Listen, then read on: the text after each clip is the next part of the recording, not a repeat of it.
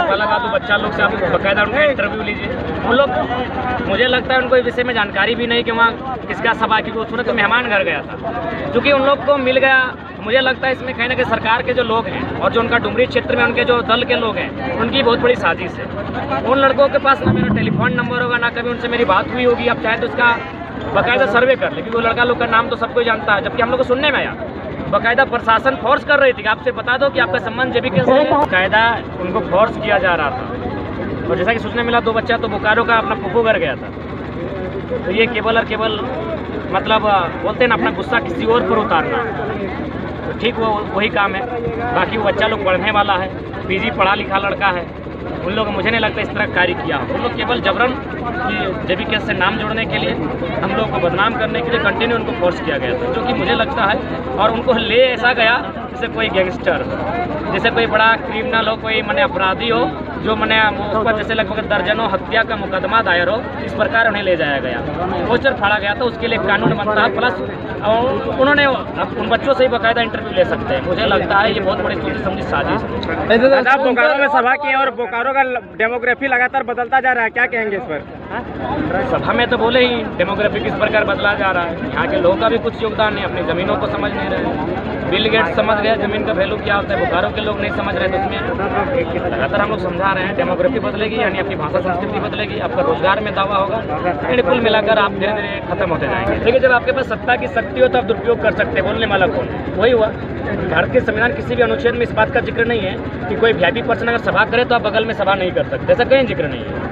क्योंकि मान के चलिए, सपोज मान के चलिए कोई वीआईपी पर्सन का सभा है, मान के चलिए बगल में मेरा एक खेल का मैदान है फुटबॉल का, अगर हम मैच ही खेल रहे हैं और यदि हज़ारों लोग आ गए तो उसमें हम क्या करें? आप क्या करेंगे ना, ये 1000 लोग फुटबॉल खेलने क्यों आ गए?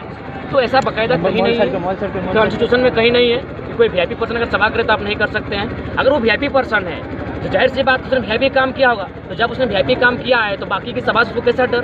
तो इसलिए सभा करना अनुच्छेद 19 का अधिकार है। देखिए, ये चूँकि ये लोग मैंने इनको तकलीफ थी जेबी केसेस से। अब चूँकि हम लोग ने साफ साफ कहा था कि हम लोग ना काला झंडा दिखाएंगे, ना हम लोग मुर्दाबाद का नारा लगाएंगे, हम लोग बगल में सभा करेंगे और विरोध करने का अलग तरीका होगा। तो देखा कि इन लोग तो अपना जो भी हम लोग का कमेटी था, जो भी हम लोग का संगठन, उसको सीधे बोल दिए थे कोई ऐसा काम ना हो जिससे प्रशासन से उलझना पड़े, कोई ऐसा काम ना हो जिससे हमको सरकार से उलझना पड़े, हम लोग सभा करना है। बाकी अगर प्रशासन लाठियाँ भी चलाती तो जाहिर सी बात है, इन लोग बहुत प्लानिंग किया था कि किस प्रकार इन बच्चों को माध्यम से हम लोगों तक पहुँचा जाए। और मुझे लगता है कि बहुत क्रूर व्यवहार उनके साथ किया गया, जिस प्रकार से उन्हें रस्सियों में बांध कर, या मैंने कहीं ना कहीं अनैतिक, मैंने लोकतांत्रिक देश में एक कतई उचित व्यवहार नहीं कर सकते। छात्र थे, यदि दोष भी होता, पहला बात तो दोष सिद्ध नहीं हुआ है, और मुझे लगता है वे लोग दोषी हैं कि नहीं इस बात की भी कोई पुष्टि नहीं है, क्योंकि वे लोग एक मैंने षड्यंत्र रच रहे थे। इस षड्यंत्र के माध्यम से किसी और को फंसाया जाए। हमारी डुमरी इकाई की जो टीम है, उनको फंसाने का प्रयास चल रहा था। इन्हें बच्चे तो अपना पुआ घर गए थे, जैसा सूचना मिली है। इनको क्या मतलब भाई? पहला बात, हम लोग जो भी कहते हैं क्लियर कट कहते हैं, पॉइंट की बात करते हैं। ना देश के प्रधानमंत्री की तरफ फेंकते हैं, ना देश के मुख्यमंत्री की तरफ फेंकते हैं, दोनों फेंकते हैं, देश के प्रधानमंत्री भी और मुख्यमंत्री भी। चूँकि अभी मुख्यमंत्री की बात कर लें,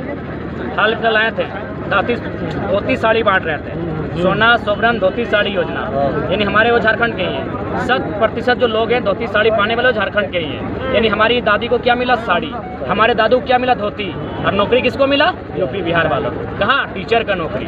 2 साल बाद 3 साल बाद पेमेंट क्या होगा? 1 लाख। तो हमारे लोगों को सोचना चाहिए कि हमें धोती साड़ी चाहिए या एक सरकारी नौकरी चाहिए। अभी हमारे हिस्से की, हाँ, आप नौकरी नहीं देते तो चलिए भाई, महंगाई है, बेरोजगारी है, कोई सरकार नहीं दे पा रही है। आप बाकायदा नौकरी बांट रहे हैं और बाहरियों को बांट रहे हैं, ये तकलीफ है। और हमारे लोग खुश हैं धोती साड़ी में।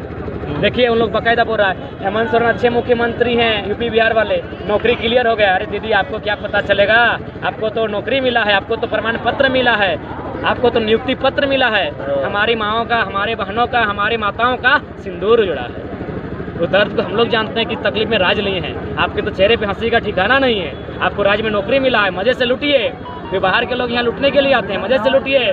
लूटने का आपको बाकायदा लाइसेंस मिल गया, सरकारी लाइसेंस यहाँ। लेकिन वो हम जानते हैं कि कितना बड़े अनगिनत लोग हमारी माएँ, बहनें, मौसी, काकी, जेठी वहाँ हुई हैं। हमारे पुरुषों की बात करें तो मैंने काल में मार मार के चमड़ा छील दिया जाता था, और बाहर के लोग मुस्कुराते बोल रहे हैं हेमंत सोरेन नौकरी बांट रहा है।